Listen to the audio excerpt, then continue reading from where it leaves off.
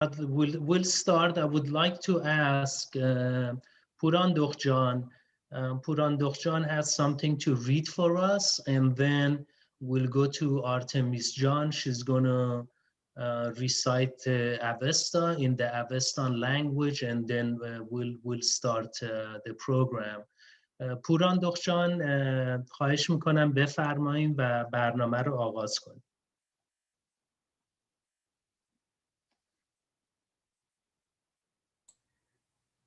ببخشید متوجه نشدم، شرمنده. پوران دخجان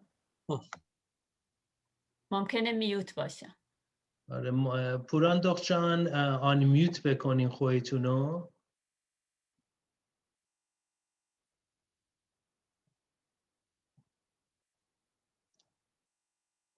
Okay, I don't have her. Why don't we start with Artemis? Artemis John, if you don't mind, let's start with your Avesta and you can recite it, and hopefully we can bring in Puran. Sure.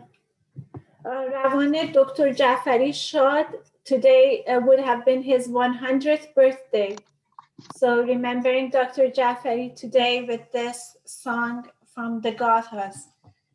It's Song 1, verse 1.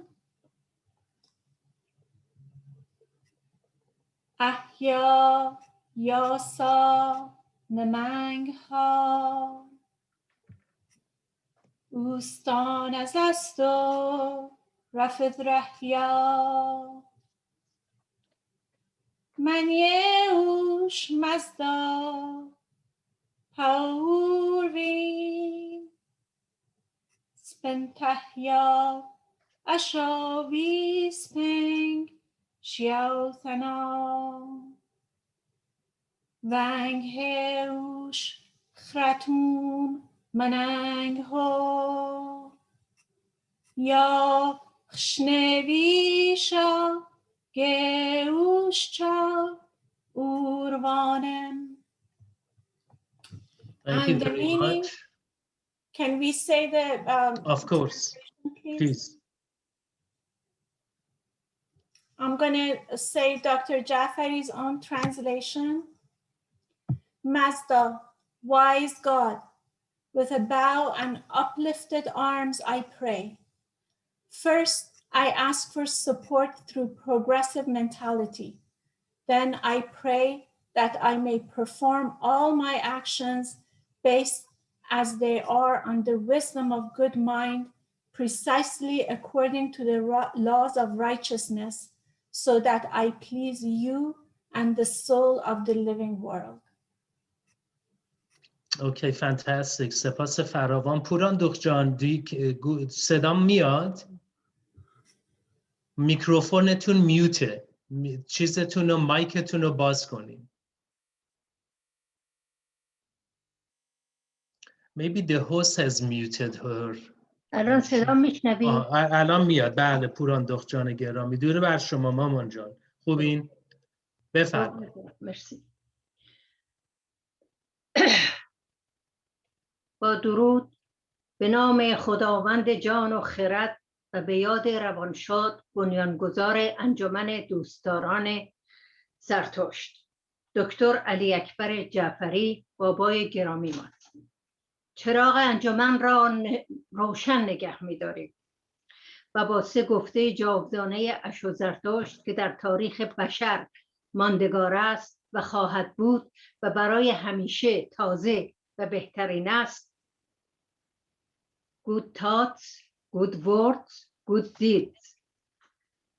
اندیشه نیک، گفتار نیک، کردار نیک. ما راهش را ادامه می دهیم و کلاس را هر یک شنبه در هر ماه با شهروز اشک خواهیم داشت. امید به روزهای شاد و روشن و روشن‌تر. پوران دخت هستم. سپاس فراوان. سپاس فراوان. Puran Dokhjan, she just paid a tribute to our big master, Dr. Joffrey. May God bless his soul. He's no longer with us, but we are all his students, and we're forever grateful for all the effort he put in to educate us, all the energy, all the time. Again, we're extremely lucky and blessed to have crossed paths with such a person who has made a great difference in all our lives. So again, words cannot explain his contribution, selflessness, and dedication. We all love him and we will continue to love him. And hopefully our wisdom and knowledge can be, if we can get to 10% of his knowledge, and we've done great. So he's truly a great man. Okay, so we'll start. Before starting, this is always a contention. I did the same class on Friday for the Persian Renaissance. The Friday class is, again, once a month, 9:30 in the morning. It's in Persian, and it's mainly to accommodate people in Iran. So there's a lot of people in Iran that through Zoom and YouTube watch that, and Fridays in Iran is like Sundays in America. That's people's day off. So 9:30 in the morning is about 8, 9 in the evening there. So we have people that want to come, join, and learn. So I'm repeating this same class on Sunday in English for people in Europe and North America.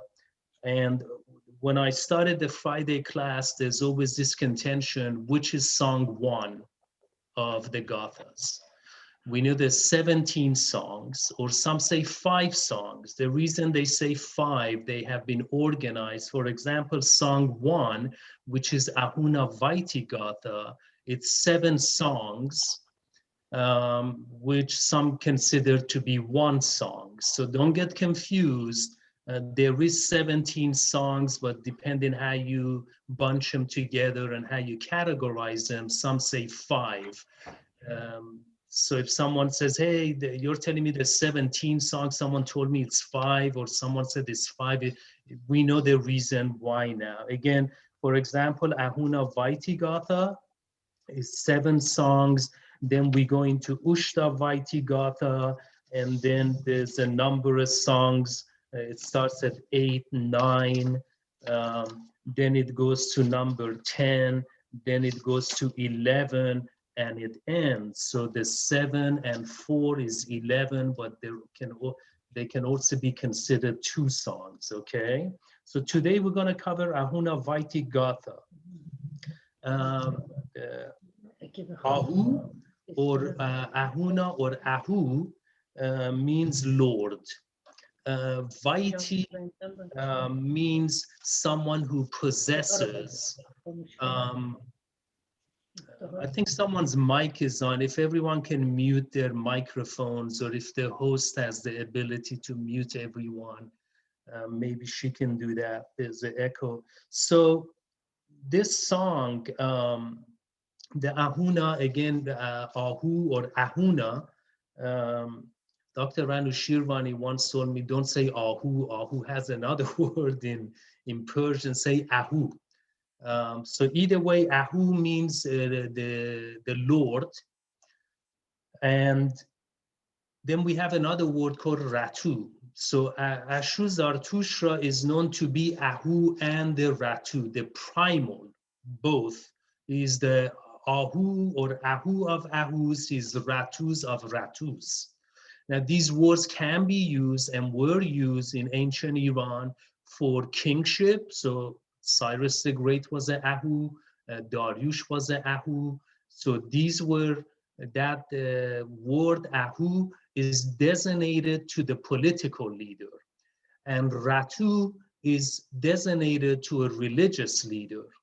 And in fact, in Iran, we've always had separation of church and state. So we've had the political leadership and the religious leadership. And Dr. Richard Fry, who was a scholar and held the chair at Harvard University in Persian studies, claimed that separation of church and state is an Iranian invention. So the Iranians, the king had his own responsibilities and duties, and the religious leadership had their own. And if we look at the Sasanian coins, for example, we always see a fire with the religious leader on one side and the king on the other side. Also in the Gatha, we see that there are two realities or existences, the Gatia world or the Donyaya Giti, the physical realm, and then we have the menu realm or reality, which is the mental. Usually the Ratu is in charge of the menu world, the religious world, or Donyaya Minui, and the Ahu is in charge of the Gatia world, our country, for example, Shahriyari, how to govern a city or a country. So that's this Ahu, which Zoroaster is the primal and the first Ahu, because he had the ability of leadership. He had the wisdom to lead us into a better world and to build a society where everyone can be happy and can be Ushta. That's a big principle, is the principle of Ushta. So Iranians, most Iranian scholars, including Dr. Jafari, start Song 1 with the prayer that Artemis just recited, Ahya Yasa, where he says, with uplifting arms, I pray and worship Mazda, wisdom. Now, European scholars, and again, I'm generalizing, overall, this is the gist of it. European scholars put Song 2, by Song 2, I mean, I'm looking at Dr. Joffrey's Gatha here. They put Gaush Orvan. The Gaush Orvan is the soul of the living world that complains in verse 1 of this song. Whereas the other song, it's Zoroaster worshiping or praising Mazda. Now, I also have another book here, which is a fantastic book by Tarupavala. Most of you are familiar with this book, I'm sure. Now, the Professor Tarupavala puts Gaush Orvan as the first song of the Gathas, okay? So what I'm going to do today, I would like to start with Gaush Orvan. I'm going to go with the order of Tarupavala and not Dr. Joffrey. But before I start, there's a really interesting issue here that I have not figured out myself yet, and I'm open to suggestions. In Song 1, according to Tarupavala, the Gaush Orvan, the soul of the living world, the soul of the living world, which represents humanity, starts complaining. It starts with a complaint as to who created me, who has made me. I'm in pain and suffering.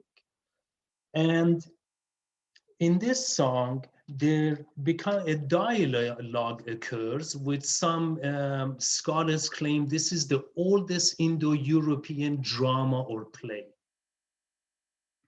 The Greeks were very much into drama, but this even predates Greek dramas. And this song, a dialogue, the Gaush Orvan complains, and then a discussion starts between Mazda, Asha, and Vohumana. These are the three divinities that are part of the Amisha Spentas. So they go talk back and forth as to Mazda asks Asha, do you know anybody that can help Gaush Orvan to be liberated from pain and suffering? And then Asha replies to Mazda that no, I am not aware of anybody that can take on this task. Then this same question is posed to Vohumana. Vohumana means good mind, by the way. Vohu means good, mana means mind. This word mind in English, the root of it is derived from menu or mana. It has an Avestan root. That's how we get the word in English, mind. And Vohumana replies to Mazda that, yes, in fact, I do know someone who has listened to our message and has accepted our message. Our message means wisdom, righteousness, Asha, and Vohumana. Therefore, logically, then we're in the second song where Zoroaster says with uplifting arms, it means that somebody, Zoroaster, has been chosen in this first song, and then in the second song, he praises Mazda and Asha and Vohumana, saying, I have accepted this message. And in the first stanza of song 2, he becomes the rehabilitator of Gaush Orvan. So I like this order better because the complaint has to begin, the dialogue has to begin as to who is chosen here. And then in song 2, Zoroaster accepts it and reveals to us that, yes, I am a Mazda worshipper. And I will rehab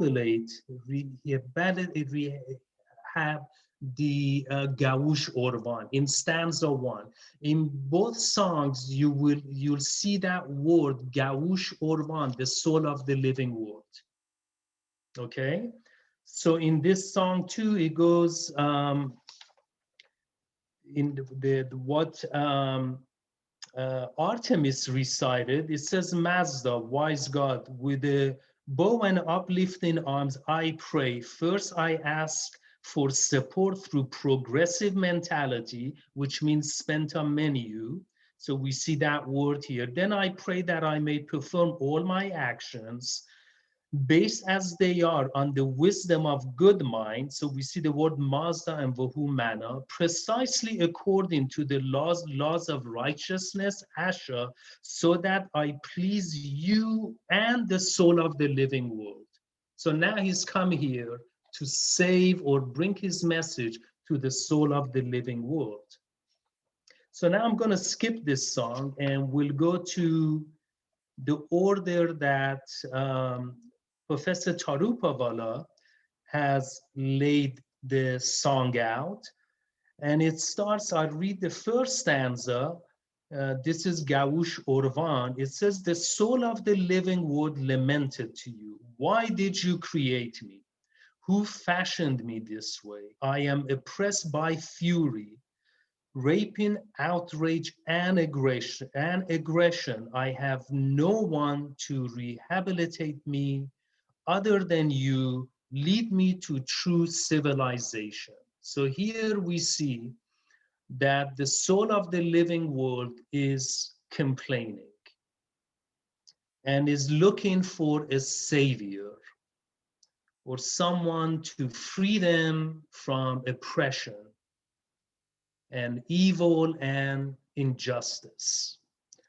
Now, Mr. Charupavala expresses, we'll leave this song for a while and let us see what the environment was like when this song was written by Zoroaster. The Aryan people or the Indo-European people began during the Neolithic period. The agricultural revolution began. By agricultural revolution, or the Neolithic period, which represents settlements. So humans started settling down and creating cities. Okay? So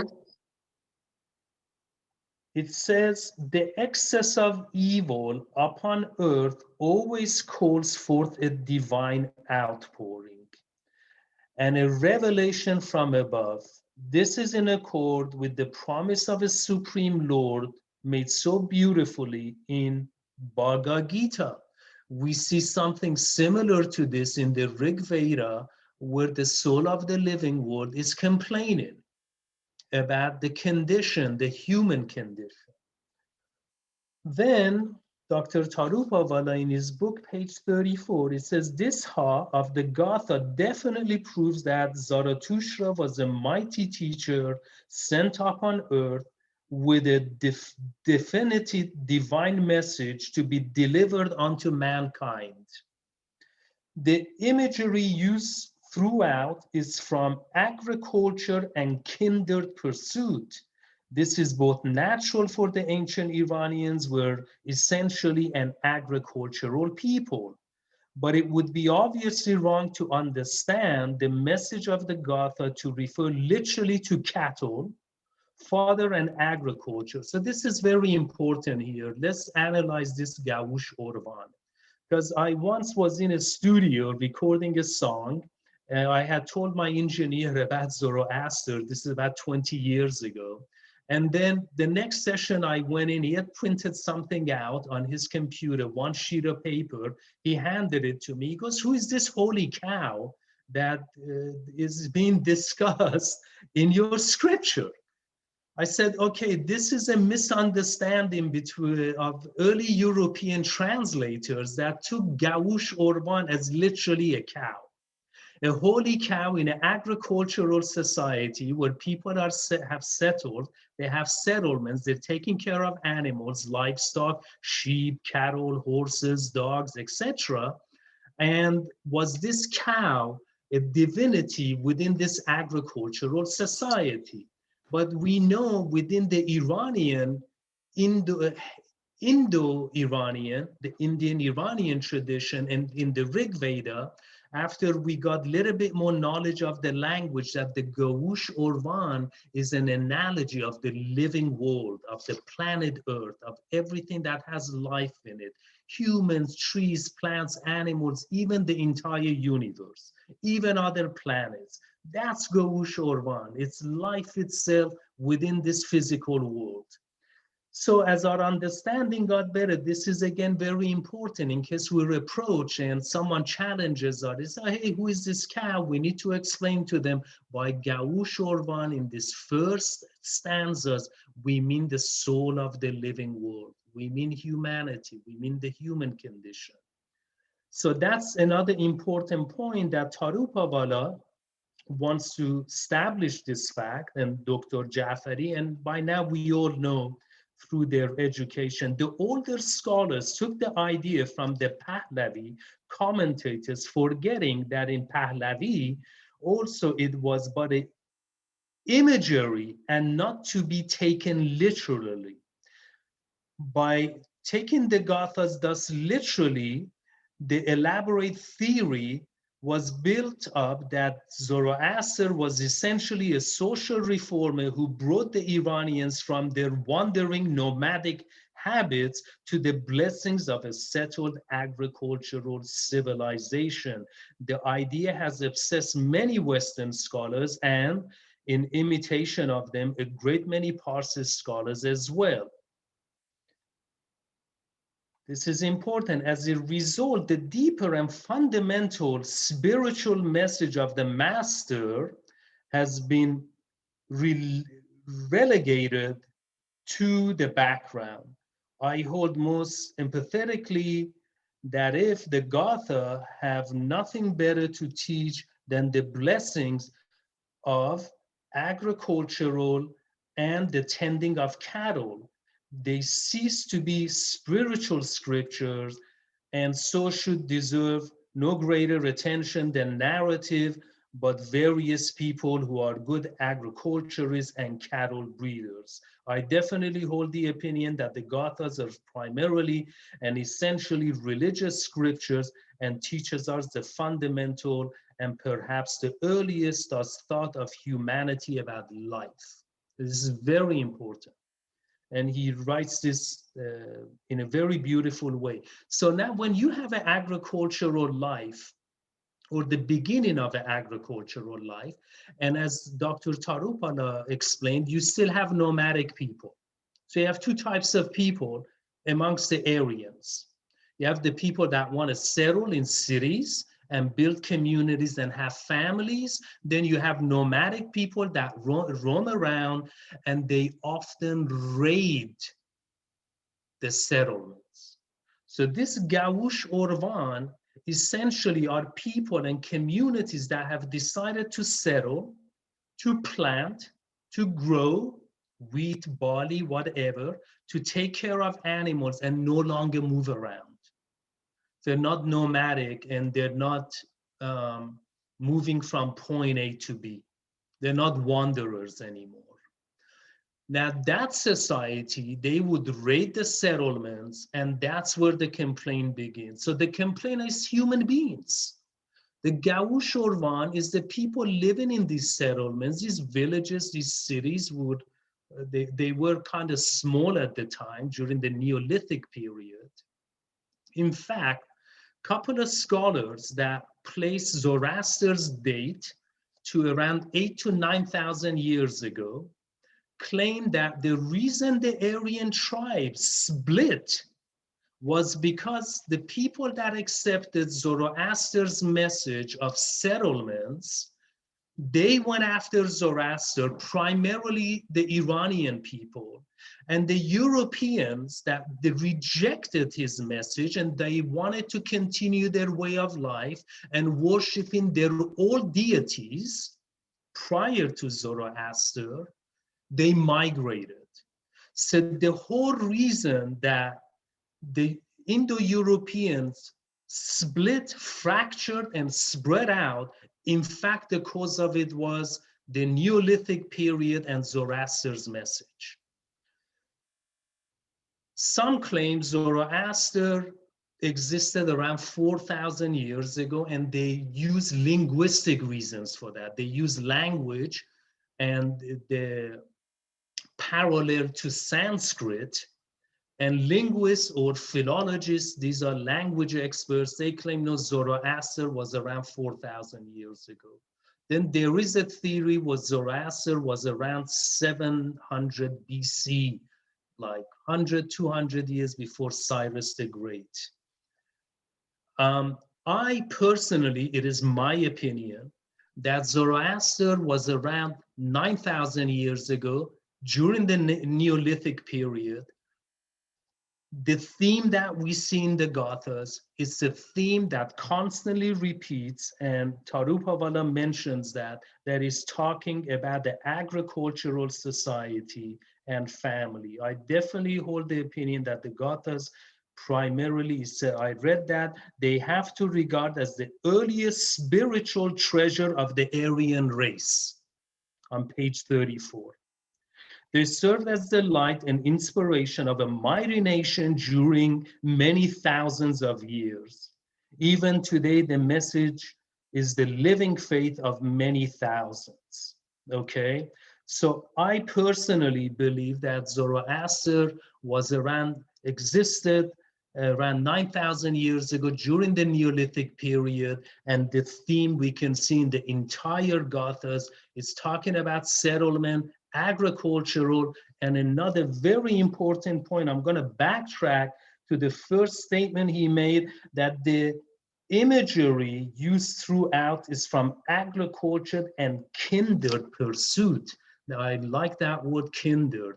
Kindred means family, means relatives, means community, means people that are close to each other, that decide that they're going to get married. There's a father and a mother, and we're going to have children, and we're going to settle down. It's very hard to do that if you're nomadic. It's not impossible. Humans have done it, but that human family, that bond of marriage and having children, that kindred agriculture, it was agriculture that led us to civilization and family. And we see also towards the end of the Gathas, Zoroaster talks about his family. We have his family's genealogy. We know who his wife is, his mother and father, and he has children. So it totally goes hand in hand. Now, let's go to the philosophy and let's go to ethics. Now that I laid this background, here it is. The soul of the living world, humans, people like me. I'm living in this city and I have barbarians. They come and attack my city. They come and destroy my farm. They come and steal my cattle. So I have to rebuild again. Just imagine in Los Angeles, We go downtown LA, we build a skyscraper. We put a lot of effort into it. We put a lot of talent into it. We build warehouses. Then 2 years later, someone comes with a plane, they bomb my warehouses or our warehouses. So we got to rebuild again. So we rebuild again. So this was a very destructive force that were assaulting families, agriculture, homes, and a community. So humans complain. Humans complain. In verse 2, then the creator of the living world asks righteousness, Asha, who is your leader of the world, who can offer her civilization, nourishment and strength? Whom do you wish to be her Lord? One who has repelled the fury of the wrongful. Righteousness, Asha replies, there is no authority in the world who is free from malice. Of those yonder, I know none who would activate the noble to help the meek. Had there been one person strong enough among them, I would have hurried to his call. So is Asha, like I explained, I don't know anybody. I know these people are complaining, I don't know anybody. Wise God knows best what the divine and their people have been doing in the past and shall do in the future. God alone is the judge. Let it be so as he wishes us to be. It is better for us too, the soul of the fruitful world and me, to raise our hands for the divine grace and ask the wise one, will there be no livelihood for the honest? Will there be no reformer among the wrongful? The wise God and knowing spoke in loving form, so do you not know any Lord or leader? Here's where we get Ahu and Ratu, who acts in righteousness, but were not fashioned by the Creator to look after the promoter as well as the settler. Okay, we're talking about settlement again. Stanza 7, the wise God of one accord with Asha, righteousness prepared his thought-provoking message in response to the sweet plea made by the world, that's us, because with his doctrine, he's the promoter for those who wish to be protected. He asks good mind. This is where Vohumana comes into this drama or this play for the first time. He asks Vohumana, do you know any person who can help the mortals? Yes, I do. Here Vohumana says, yeah, I know someone. There is only one person who has listened to our teaching. He is Zarathustra Spitama. Now his word Zoroaster comes for the first time right here in stanza 7, announced by Vohumana. He is prepared to proclaim the message through his songs. For the sake of righteousness, grant him sweetness of speech. The soul of the living world cried again, am I to accept a powerless man with a feeble voice as my caretaker? I want a powerful ruler. Will such a time come when he will give me his helping hand? So here, after Mazda, Asha, and Vohumana, they talk. Imagine there are 3 plays. In fact, we use this drama in our centers. We bring children and we take this as a play, sometimes annually, and we display it. Now here, the soul of the living world rejects Zoroaster or complains. Eventually, it's accepted. Why? Usually when we think of someone who is going to become a protector or a savior from a bunch of evil people that are attacking us, we imagine someone who is powerful and strong, a king with a big army, someone like Cyrus the Great, for example. So the Gur Shorvan says, who is this guy? He's not a king, he's not strong, he doesn't have money, he doesn't have wealth, he doesn't have power, he doesn't have an army like Cyrus the Great. How is he going to save me? Number 10, grant him and his people, God, strength and power through righteousness and good mind. so that he leads me to peace and tranquility. I also, wise one, recognize him as your foremost discovery. When shall righteousness, good mind, and the divine dominion hasten? Why مرسی ولی با هم بودیم ببخشید شما یخ کردی in order of the great fellowship, God help us now, we look for your kindness. So here, one time I asked Dr. Joffrey, it's like, well, who selected Ashu Zartosht? He said the people. Remember in Yata Ahu, which comes prior to this song, it says both the Lord and the leader. Later on, Dr. Joffrey took the word Lord out. In his later translation, he used the word both the guide and the leader, which we go to that separation of church and state. So the Lord and the guide is the state, and the other branch is religion and the Ratu. So when in Yata Ahu, it says both the Lord and the leader is to be chosen. Here we have the principle of choice. So the people chose him because of his righteousness, because of his wisdom, knowing he has the ability to convince people to be ethical. So yeah, he doesn't have an army, he doesn't have wealth, but his method is not to be violent. He wants to sit down and reason with people. So what does he do? He goes to a king by the name of Vishtaspa.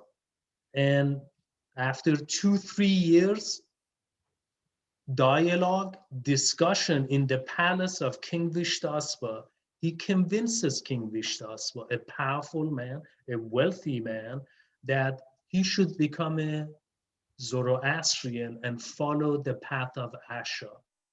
And King Vishtaspa accepts that. And this is what we mean by the power of reason and wisdom. That he didn't go to war, he didn't get an army together to go fight Vishtaspa. He sat down with sweet tongue, sweet words, convinced him through reason why he should join him. And King Vishtaspa did and accepted that. So these two songs, whether you go, no matter what order you put them in, if you look at the principle of Yata Ahu, it says both the Lord and the leader are to be chosen. That's a very revolutionary word. When you say chosen or choose for me, this is where in the Gathas we see the word freedom or choose for myself, therefore is been known as the father of free will. In all schools of philosophy, you will not find a document older than the Gathas that talks about free will in human history. It does not exist. So therefore, he has been considered the father of free will, and also we choose our leaders based on their righteousness. Now, I had a discussion about a month ago. I gave a lecture, and somehow the lecture went into democracy. And one of my critique of democracy was that whoever that is becoming a candidate to be elected, there is no prerequisite or any condition of that person being wise or knowledgeable. In other words, for you to run for the presidency of the United States, it's not necessary for you to have even finished high school. So what we have in Persian, we say mardom salari. In other words, the people get to decide, but that is fine. But how about the elected people? Should there not be a requirement for the elected person? I'll give you an example. I want to choose someone to run a hospital. Should there be a knowledge criteria for that person to run a hospital? Am I qualified to do that? I'm not a doctor. I'm not a physician. I do not have any knowledge about biology. So should I put my name as a candidate to become the head of Kaiser? that leading your country is way more important than a hospital. Or I'm not a judge, I'm not a lawyer. Am I fit? Do I have the knowledge to become a judge? No, I don't. So here, instead of insan salari, mardom salari, instead of humans, there is a prerequisite. It says, look, it goes both Lord and reader to be chosen because of their righteousness. In other words, they need to learn and know how to do something the right way in that profession. A doctor knows righteousness in a hospital. Therefore, you have to be qualified and you have to be chosen. Not only do you have to be qualified, you have to be chosen based on your ethics too. So if I want to choose a leader in a hospital, 4 candidates can come along. We check their credentials, we check their experience, we see they are qualified, we see they are also ethical. They are good people, they have proven themselves to be ethical. That person is qualified to become the leader. So this Yata Ahu teaches us a lot. Number one, we choose based on qualification and wisdom. So what we have is Kharat Salari, is the wise will rule. And in the ancient times, we had the Anjuman, or the assembly of the Magis. The Magis were the learned people. The Magis were wise and qualified people. This was a committee of knowledgeable people. They had knowledge about science, they had knowledge about ethics, and they were the just people to rule. We have many times in the Gathas a word by the name of Data or Dad, which means justice. We have Shahriyari, which means whoever that controls the city or the Shahriyar needs to be wise, needs to be just. So this is pretty much the summary of this song, and then it leads to the next song where Ashur-Zartosht accepts it, says, hey, I will spread the message of Mazda. He introduces us revolutionary words for the first time in human history. He introduced us a new deity in God by the name of Mazda. He rejects all the other gods at the time that existed while he was alive. He rejected those deities. He introduces us right here a new deity, new concept, such as Vohumana. Vohumana is a word that was introduced by Ashur-Zartosht. Asha or Retta or the Arta had existed amongst the Indo-Iranians. However, Ahura Mazda and Vohumana are 2 new words, a new deity that Ashur-Zartosht introduces to us. And also, we learned that what Gaush Orban means. We learned a new deity by wisdom is introduced to us, a new path of Asha is introduced to us, and Vohumana. And these words are key words that they're extremely powerful, and we can sit down and just give a lecture about the word Vohumana or Asha, but most of us, we're not novice, we know these, what these words mean. That's about it pretty much. I'm gonna stop talking, and if anyone has any questions, any input, by all means, Artemis Banu will manage and control. Put up your hands, ask a question, we'll go in turn, and we can continue this for half an hour, 45 minutes for پرسش و پاسخ. I think آقای برجوند wants to state something. Just a question. Thank you, by the way. It was great. You said that Zarathustra raises his arms and thanks Vohumana and Spantamenu and Asha for that election, I guess. Does Spantamenu play any role in verse 1, or is it just Vohumana? Okay, so verse 1, if we go where he's uplifting his arms, okay, Artemis recited, Ahya Yasan Manka Ustan as it's Zastu Rafid Rahya. So that, yes, it says Mazda. So we hear the word, we see the word wisdom. So if you put that song first, the first thing that it starts with is the word wisdom. And that's the deity introduces. And then it says, Mazda, wise God, with bow and uplifted arms, I pray that I first ask for your support through progressive mentality. So here you see Spenta menu, right? The word Spenta menu. Now I'll go to Tarupavala.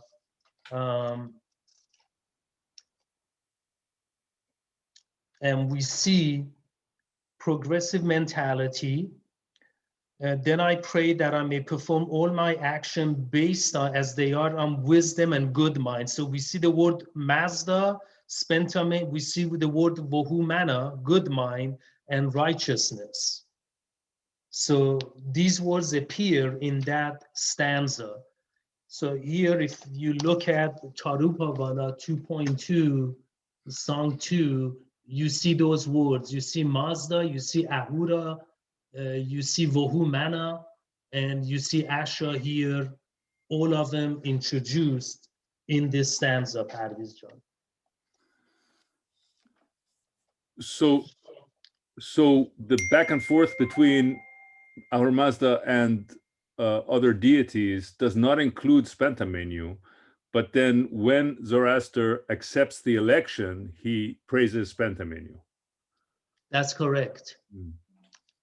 That is correct. So if you get into words, what words pop up where, yes, that is correct. And in on humbly I pray, you will see those three words also: wisdom, Vohumana, and righteousness also. That is correct. So Spenta menu does appear in one, not the other one. Anything else, Parviz John? No? Anyone else has any input, any comments? Please feel free.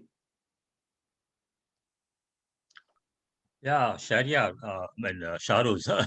Yes, actually, Bujwala, please go ahead. Yeah, basically, you were mentioning about the dating of Zarathustra, Yes. and I put in the chat also that there is an archaeology scholar, called Mary Settegast, who has written a book called When Spoke Zarathustra, okay? And in that book, she does her research in archaeology when it started, and she found that it started much earlier than what some of the other scholars who are dating him, like around 2000 BC or whatever. And so she tends to agree with the Roman and Greek historians who put him around 6,000 years before the Battle of Troy, And so, she also tends to put him much earlier, Absolutely. And I've read that book. Let me show you this. This is what Mobed John is talking about. When Zarathustra spoke, the Reformation of Neolithic culture and religion. Right. And I encourage all of you to kind of consider this date. The more I have looked into it, I tend to lean more towards this argument. And it is a good book, and thank you for pointing that source out as one of the sources. She does use archaeology, and she does use the theme that we see throughout the Gatha. You see this pastoral agricultural society when humans first started to settle down around 9,000 years when Neolithic period began, when we started making the first structures. Thank you very much, Mobed John, for that. You're welcome.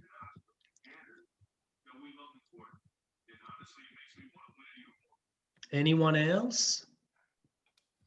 Shahrooz, there's a question that says, I would like to ask, after death, what happens to soul of people who were not good in this world according to our beliefs.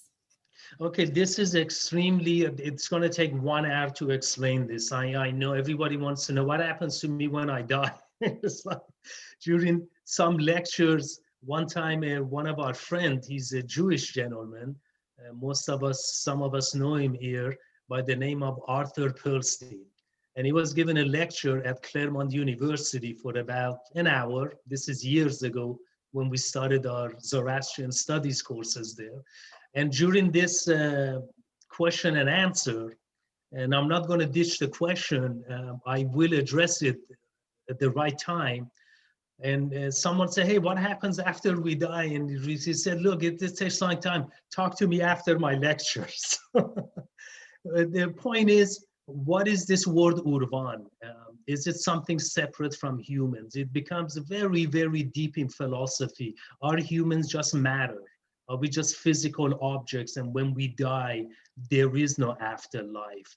Is there afterlife? This has boggled humans, not in just Zoroastrian religion. Some do point out the word amoratat, which is the source of the word immortal in English. Immortality is amoratat. Mortat means mortal. Literally, it's Avestan and the Sanskrit word that has drifted into English, which means immortality. Now, what do we mean by immortality? Does that mean I will have an existence after I'm dead? My bones have turned into ashes. Will I exist somewhere else? And this is extremely complex. I studied philosophy. One upper level course we had to take is called personal identity. There's a gentleman dying, and there's 3 people in the room. And I believe philosopher Locke has an input. Locke claims we are our memories. There's a preacher in the room who argues for the soul. In other words, the person dying on the bed is asking, will I persist after death? And if that's a very key word, persist. And if I persist, how do I persist after death? So we will get to that. I promise you, if you attend these classes every month, we will talk about death, after death. Is there existence after death? And there are possibilities here. It's just going to take too long. So we'll discuss that at a future time. But there is a word called Urvan. Some say Urvan does not mean soul. It just means Ravan, something that flows like a river. Some say no, it's a soul. So we'll get to that. The other thing to point out, there is 2 worlds. Again, like I began, there is the Gatha world, which is the mental world. And then there is the Gatha world, which is the tangible world. I apologize. This is the physical world. Stardust rules chemistry and physics. It's just matter. Materialism, object, atom, molecules. That's the Gatha world. Then we have the menu world, which is the mental world. So these are the 2 worlds. So where does the soul exist afterwards? Is it in this physical world, but then my physical body is gone? Or is it in this menu world, mental world? Or is there a 3rd world here? Okay, so again, we'll get to that. I'll promise you, I'll split it open and we can all have inputs on this, and I'll tell you what different people think of. What Dr. Jafari thought of. I did ask Professor Khosrow Irani this. He had his own answer. We'll set up a session for this. I would like to add that, Zarathustra's focus in his teachings was on how we live in this current world, physical world, how we live properly so we can have happiness for us and happiness for our society and all that. So his focus was on that. And that's what I think. That is very true. His emphasis, let's make paradise here. Let's make heaven here. What is immortality? We can live up to 90 years old. When barbarians attack and kill a 10-year-old, 20, 30, that person was not immortal. By immortal, it could mean he didn't live his full life. It was not right to say. That's one semi-quasi answer one time Dr. Jafari gave me. So it's like, maybe by immortality means if we're civilized and we don't kill each other, which humans are bent on doing this, and we just can't quit it. That's immortality. Let me live my full life. You know, don't kill me at 20. Don't kill anyone at 30. That's another view we can look at. But Mobejan is right. His primal focus is on in this reality that we live in today, in this planet Earth that we live in today.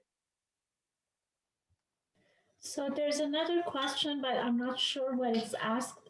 Athornans were Zoroastrian priests, two of the original four castes of which people? Iranian. So this is from Zoroastrian Pulgozar. Maybe you can elaborate on that, please. I was just asking Mubid Bujwala, who mentioned that Athornans versus Behdins, and I just wanted to be educated as to castes of which people, and please explain. Mubid, maybe you can explain.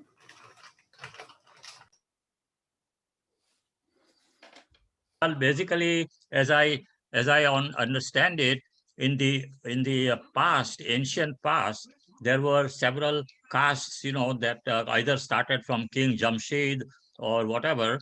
But basically, the idea of dividing people in those ancient times was to make sure that they had a steady supply of the different skills, you know, like you had the warriors, you know, the warriors were needed. They can't start training them when they were suddenly put upon by the enemy. So there has to be a steady supply of them. And in the old days, they didn't have universities or colleges to train, you know, different people. So a lot of training went from father to son also, you know. And so you had the warriors and you had the artisans and tradesmen and, you know, other people and priests. And so everyone had a task, you know, and that was they were all happy that, you know, there is a supply of all these people whenever they are needed.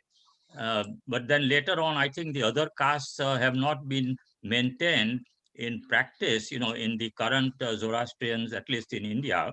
And so we have two castes that they are still maintaining, and the Orthodox are continuing to insist on having those two castes, you know, the priest class, that means the people who were born from a priestly father or grandfather, and the other caste is the laity class, you know, non-priests. So those are the two castes that currently are known to be practiced.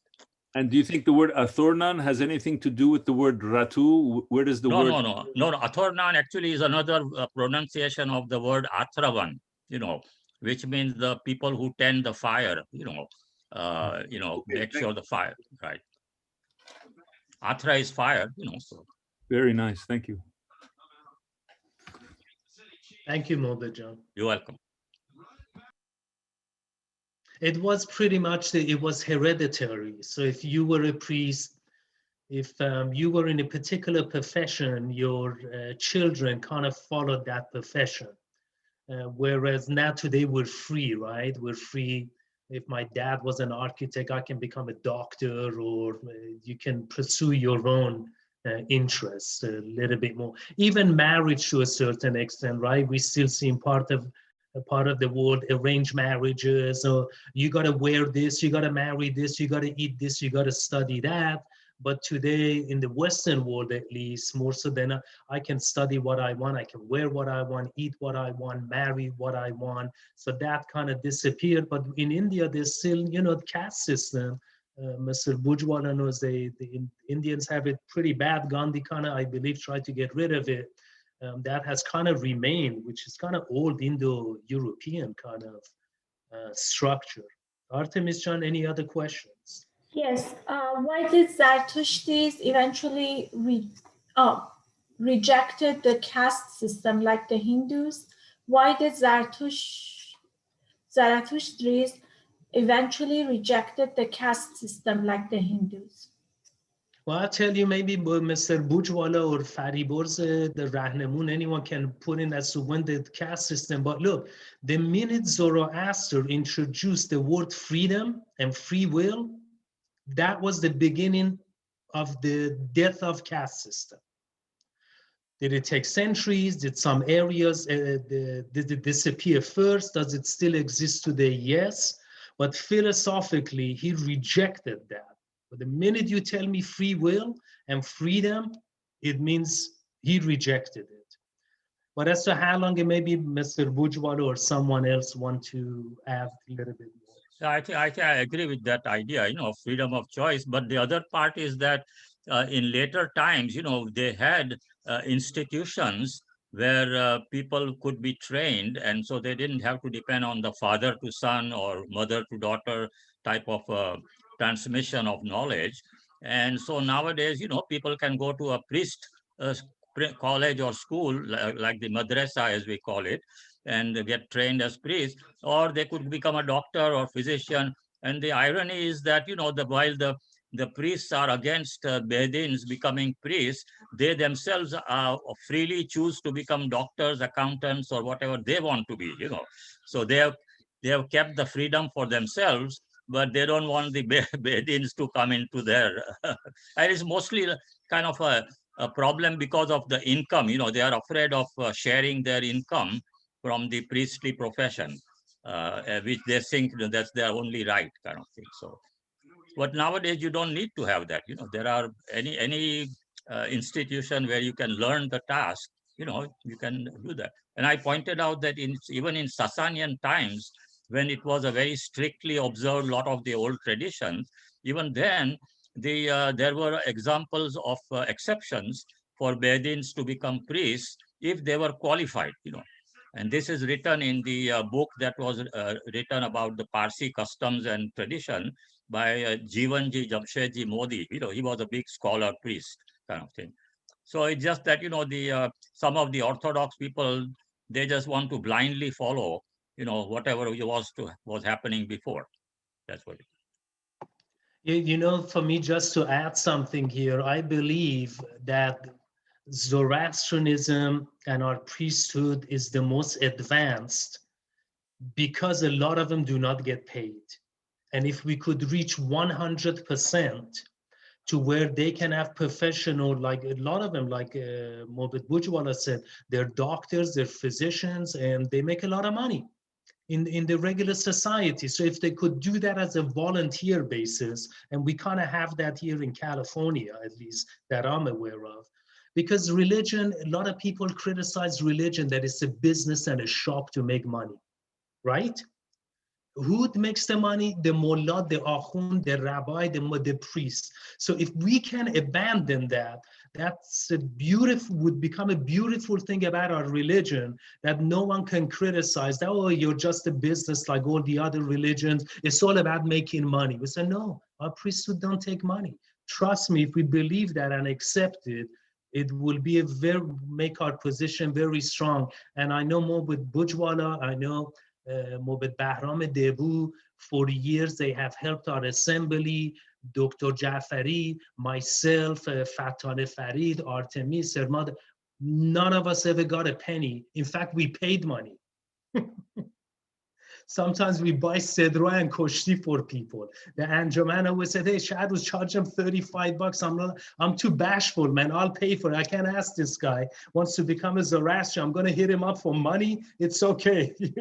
Maybe he'll decide to become a member and can donate to the Markaz. So this is, I think this is one of our beauties.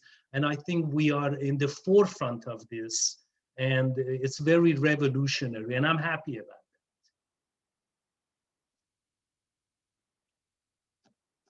Any other questions? I don't see any questions in the chat box unless someone wants to unmute and ask a question. Yeah, anybody wants to unmute, please go ahead. Okay, we just got a question. It says, then why NAMC has published rates for Z priest services? Okay.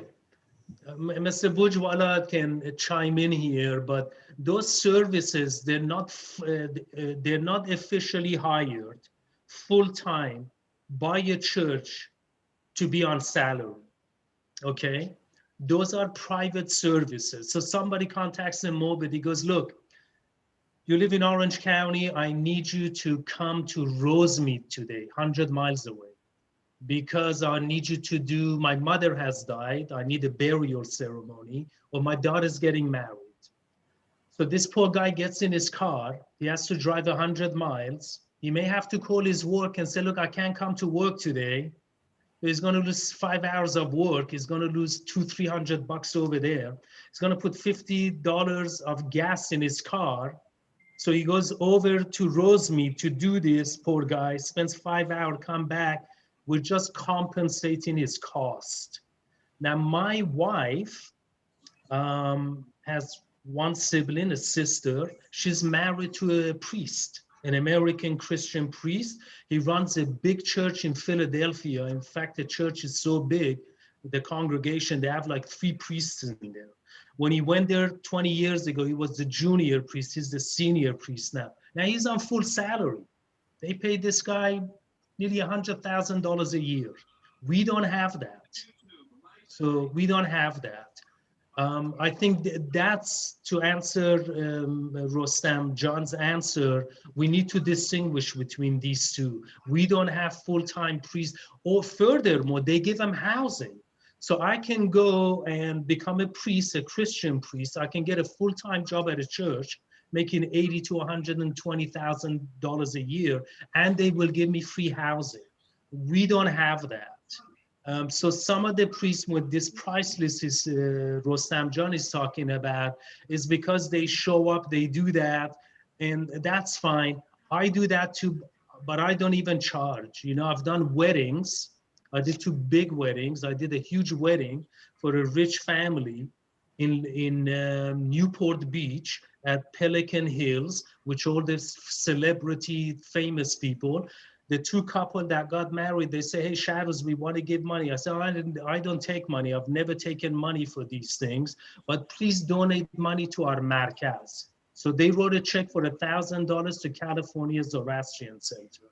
So once in a while, that price list is there, because if the priest has to totally be inconvenienced, sometimes in the past, some people fly, they buy a plane ticket, they go to Canada to do a Sedra Pushi.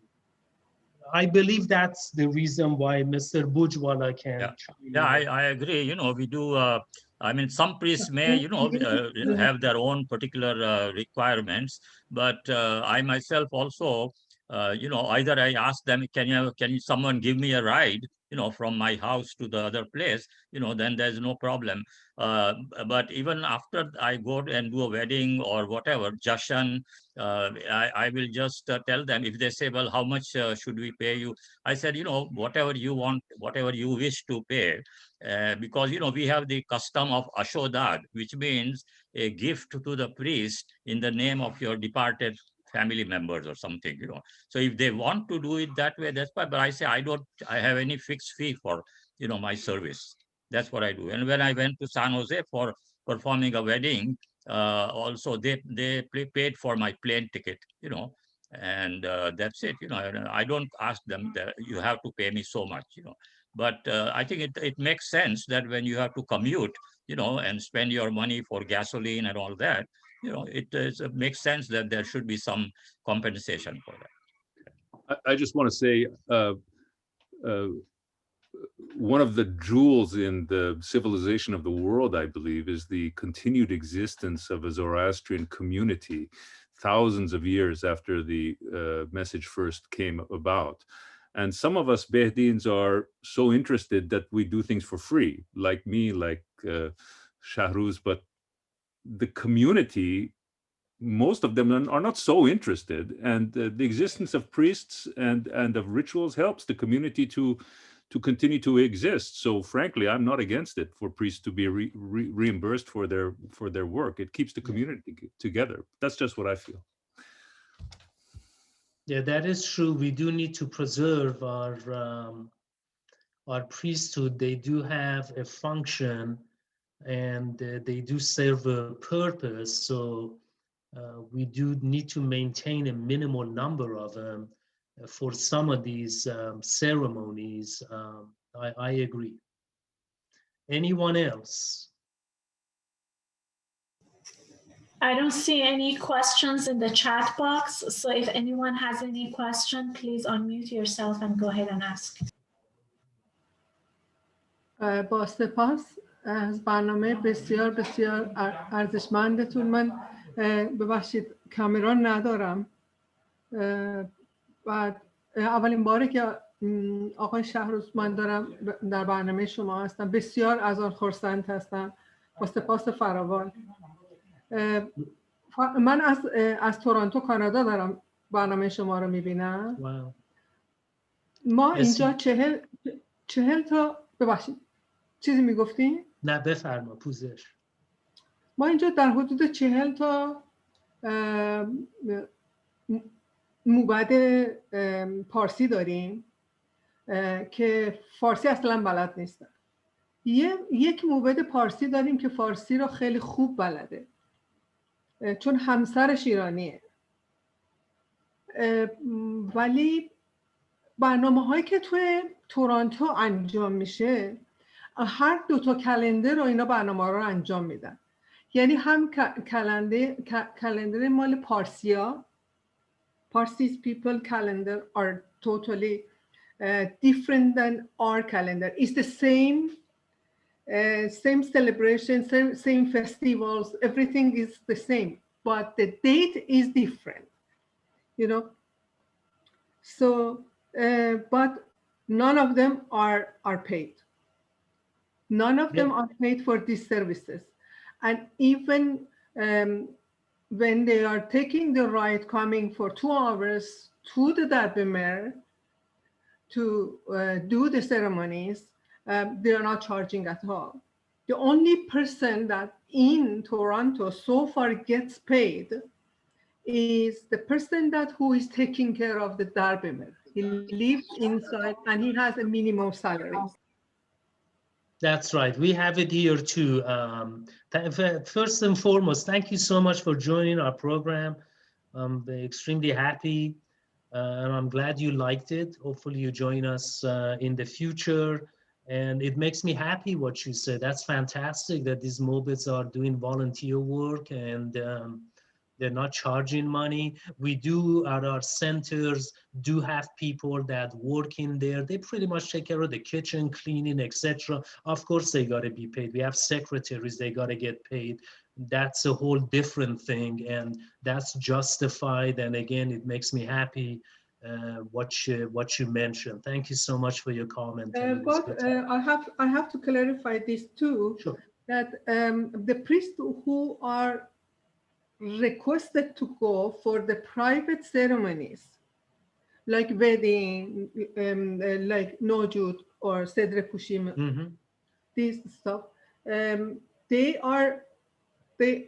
people, when they want to give them the money, they might accept, or they might accept and donate it to Darbimer themselves, or they might say to the people that, please donate it to Darbimer. Yes. Because it is as the custom we have this normally. When I grew up, I remember that my mom was always putting the money for the mubed in the corner if we had anything to do with the mubed. So we have to pay to our mubed. They have to make their own life. Yeah. You know, this is what my mother was believing. Yeah, that's Thank fantastic. You so much. Yeah, sure. That's acceptable. In those days, they were full time. This is what they did, you know. But like Mobed John said, things have changed and things have shifted, and it's a good thing.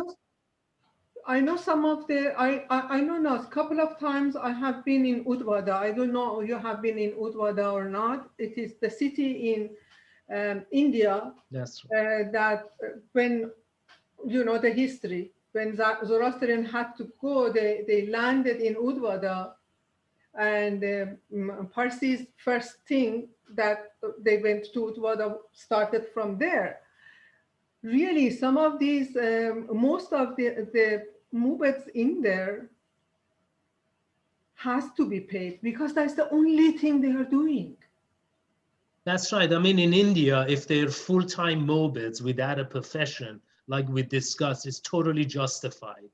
But nowadays in Europe, in Iran, I know a lot of mobids, they have professional careers and they don't accept it. And that's the righteous thing to do. Absolutely, yes. That's right. If that's your full-time job, then fine. We got to do what we got to do. And if they have a job and they say, I don't need it, then they're doing the right thing. You know, that's fantastic. And that's how Thank it you should so much. I It was thank you great. very much. Thank you. Thank you. Artemis John, anything else? So we done. We are done. Fantastic. Thank you so much. Fantastic. Again, thanks for everyone joining in. And just remember, hey, it's Super Bowl is going to start in 15 minutes. I don't know about you guys, but I'm a sports fan, and it was beautiful seeing your beautiful faces, hearing your voices. You're all my friends. I love you all and wish you the tandurusti, a lot of health, a lot of happiness for all of you, your families. And we'll announce, we'll do this once a month, and then we'll do it again next month in March. Okay, may God bless all of you and be well. Thank you again. Shahrooz John, would you like to announce, I think your classes are the first Sunday of every month, is it? No, we don't know. could change. They were going to put it on the 2nd for this month, then it coincided with Valentine and I think President Day. So they said people will go away. It will be a fixed week. I think it may be the 3rd week of each month, but they'll let me know. So I will let everyone know when our next meeting is in March, and then what they decide moving forward, because this is sponsored by California Zoroastrian Center. They have a lot of programs, so they want to make sure 2 events don't happen at the same time. So they have a tough job of, putting people where they need to be. Thank you very much again. Yeah, have a beautiful day, and we'll see you guys. Take care of yourself. Bye-bye. You too. Thank you.